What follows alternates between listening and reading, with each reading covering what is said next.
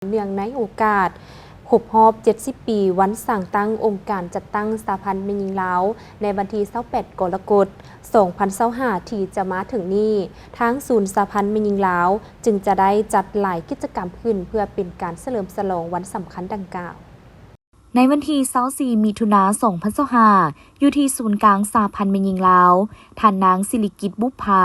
รองประธานคณะบริหารงานศูนย์กลางสหพันธ์แม่หญิงลาวได้แถลงข่าวการก้าเกี่ยมเฉลิมฉลองวันสั่งตั้งองค์การจัดตั้งสหพันธ์แม่หญิงลาวครบรอบ 70 ปี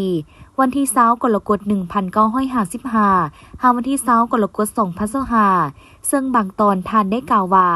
คือดังบรรดาทานได้รับรู้แล้วว่าวันที่ 20 กรกฎาคมของทุกๆปีศูนย์กลางสหพันธ์แม่หญิงลาวสมาชิกสหพันธ์แม่หญิงและแม่หญิงลาวบรรดาเผ่าในทั่วประเทศได้พร้อมใจกันเข้าร่วมเฉลิมฉลองวันสั่งตั้งองค์การจัดตั้งสหพันธ์แม่หญิงลาวซึ่งเป็นองค์การจัดตั้งมหาชนหนึ่งในระบบการเมืองของระบอบประชาธิปไตยประชาชนที่พรรคเป็นผู้ให้กำเนิดฝึกฝนหล่อหลอมก่อสร้างบำรุงและสุขอยู่ส่งเสริมเพื่อให้แม่หญิงได้เฮ็ดหน้าที่ในการเป็นตัวแทนแห่งสิทธิผลประโยชน์อันชอบธรรมของแม่หญิงเด็กน้อยติดพันกับภารกิจปฏิวัติก็คือการพัฒนาแม่หญิงแนใส่ปฏิบัติสิทธิเสมอภาพหญิงชายและปกปักรักษาหมุนเสื้อที่เป็นเอกลักษณ์ของแม่หญิงลาวในระยะใหม่สำหรับปีนี้แม่นครบรอบ 70 ปีฉะนั้นเพื่อให้การเฉลิมฉลองวันสั่งตั้งองค์การจัดตั้งสหพันธ์แม่หญิงลาวในปีนี้มีความหมายสำคัญมีเนื้อในลึกซึ้งเป็นขบวนการฝึกฟื้นและกว้างขวางศูนย์กลางสหพันธ์แม่หญิงลาวจะได้จัดหลายกิจกรรมเพื่อเฉลิมฉลองวันดังกล่าวสำหรับกิจกรรมที่จะตั้งปฏิบัติในการเฉลิมฉลองครบรอบ 70 ปีในปีนี้ถือว่าสหพันธ์แม่หญิงลาวเพราะข้าพเจ้าก็มีหลายกิจกรรมอันที่หนึ่งเป็นสหพันธ์แต่ละขั้นจะต้องได้จัดตั้งกองประชุมสัมมนาปาฐกถาในหัวข้อ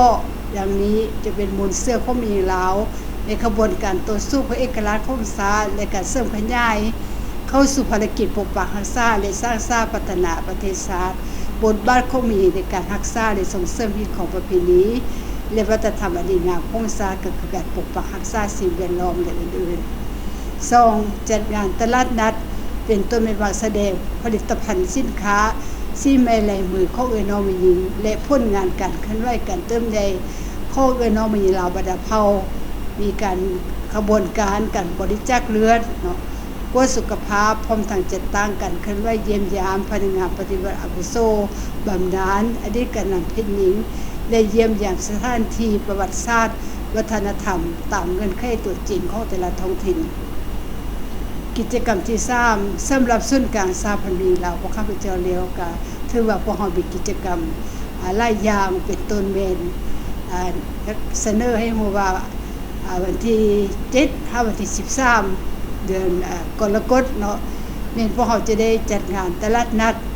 วางแสดงสินค้าผลิตภัณฑ์หัตถกรรมถือเป็นซี่ไม้แลมือของน้องและผลงานการเคลื่อนไหวเติมใหญ่ของสหพันธ์เครื่องบรรดาเครื่องกระทรวงองค์การซึ่งจะจัดขึ้นอยู่ที่ศูนย์การค้าเหล่าไอเต็กเนาะอันนี้ก็ถือว่าวันที่7ถึงวันที่13ก็ถือว่าเป็น7มื้อยะที่ว่าพวกเราจะได้มีการวางแสดงอยู่หั่นทางบดเนาะอยู่ในงานนั้นแล้วก็จุดที่2นี้แม่นว่าในวันที่9ถึงวันที่11เนาะจะมีกิจกรรมกวดสุขภาพตาฟรีเนาะเดอะโบเซคาสิเริ่มตั้งแต่ 9:00 นถึง 11:00 นก็อยู่ไอเต็กตึกเก่าก็อยู่บริเวณเกี่ยวกับตลาดวางแสดงสินค้าเนาะพร้อมนั้นก็มีกิจกรรมบริจาคเลือดในวันที่11จะมีแต่มื้อเดียวเนาะบริจาคเลือดวันที่11มื้อเดียวตั้งแต่ 9:55 น 30อยู่ไอเต็กมอชั้น5ถือว่าเป็นตึกใหม่เนาะถือว่าพวกเฮาแยกกันมื้อเฉพาะบริจาคเลือดนี่มีแต่มื้อเดียวเนาะแล้วนอกจากนั้นในวันที่11ก็เป็นมื้อนึงที่มีความหมายสำคัญหลายโดยเฉพาะพวกเขาก็อยากให้มันมีกิจกรรมหลากหลายเนาะนอกจากวางแสดงผลิตภัณฑ์แล้วนอกจากการกวดกาวบ่เสียค่าแล้วพวกเขาก็มีกิจกรรมที่สำคัญเป็นพวกเขาจะจัดปาฐกถาแล้วก็สัมมนาโดยเฉพาะหลายหัวข้อเป็นต้นเป็นบทบาทของแม่หญิงในขบวนการต่อสู้เพื่อเอกราช คองศาสตร์และการเสริมขยายเข้าสู่ภารกิจปกปักรักษาและสร้างสร้างพัฒนาประเทศชาติ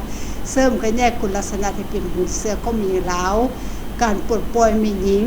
ออกจากแอบครอบครองการส่งเสริมพรละวงเดินแบบ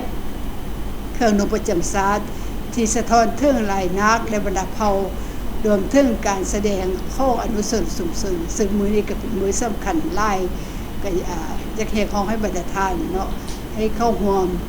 ฟังปาฐกถาเข้าร่วมกิจกรรมต่างๆไปสมไปรับฟังแล้วก็ไปเรียนรู้การเล่าคืนบุญเสือต่างๆของพ่อวันที่11ที่ว่าพวกเฮาจะอยู่เฮ็ดอยู่ไอ้เต็กหม้อเนาะวันเวลานี่ก็สิเริ่มประมาณ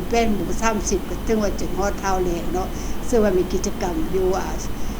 ส่วนกันข้าวเราไอ้เต็กอยู่คือตึกเก่าเนาะกิจกรรมหลายอย่างวันที่23นี่ก็เป็นมื้อที่สำคัญเนาะที่สุดพวกเฮาจะจัดตั้งโฮมสุมนุมใหญ่เนาะถือว่าโฮมสุมใหญ่ในการเฉลิมฉลองวันสร้างตั้งมีเวลาครบรอบ70ปีอยู่หอประชุมแห่งชาติเหตุผลจะจัดวันที่23ในวันที่20กรกฎาคมพอดีถือวันเสาร์วันอาทิตย์เนาะพวกเฮาก็เลยจัดใช้วันที่23เป็นมื้อเฉลิมฉลองใหญ่นอกจากนั้นก็ได้มีการจัดตั้งการเคลื่อนไหวเยี่ยมยามพนักงานปฏิบัติอาวุโสบำนาญอดีตประธานหองประธานอดีตการนำที่เป็นหญิงแต่ละสมัยแล้วก็เยี่ยมยมสถานที่ด้านประวัติศาสตร์ด้านวัฒนธรรมตามเงื่อนไขเหมาะสมและการเงื่อนไขตัวจริงในระยะเฉลิมฉลองวันดังกล่าวศูนย์กลางสามัญหญิงลาวนี้ก็คือมื้อนี้เนาะคณะประธานก็คือคณะบริหารงานวันนี้มีเราบรรดาเผ่าสมาชิกก็อยากเชิญส่วนทุกภาคส่วนเนาะในสังคมนี่แหละเนาะเพื่อส่วนสถาบันครอบครัวสมาชิกในครอบครัวลูกหลานแล้วก็ทางชายทางหญิงนี่แหละเป็นหญิงเราบรรดาเผ่าเนาะให้ไปเยี่ยมชมห้องหมุนเสื้อมีลาวที่ซึ่งองค์เป็นหญิงลาวพวกเวลาเข้าไปพวกเขาจะได้เห็นการเติมใหญ่ขยายตัวของคณะบริหารงานหรือการเติมใหญ่ขององค์การจัดตั้งมีหญิงตั้งแต่สมัยสู้ปลดปล่อยศาสตร์จนถึงสมัยพัฒนาประเทศชาติเนาะอันนี้ก็จะเห็นบ้านเก่าในการดำเนินเรียนงานต่างๆพวกเขาจะเห็นอยู่ส่วนองค์ผมนั้นเนาะท่านนางศิริกิติ์บุพภารองประธานคณะบริหารงานศูนย์กลางสหพันธ์แม่หญิงลาวยังได้ถือโอกาสนี้แจ้งมายังบรรดาท่านก็คือทั่วสังคมรับรู้ตื่มว่าวันที่20กรกฎาคมยังเป็นวันพักราชการของแม่หญิงลาวในทั่วประเทศเพื่อสร้างกิจกรรมร่วมกันระหว่างเอื้อน้องแม่หญิงภายในสำนักงานองค์การหัวหน่วยธุรกิจก็คือสมาชิกภายในครอบครัวเพื่อให้แน่นความสามัคคีเพิ่มพูนคูณสร้างความสุขและความอบอุ่นของครอบครัว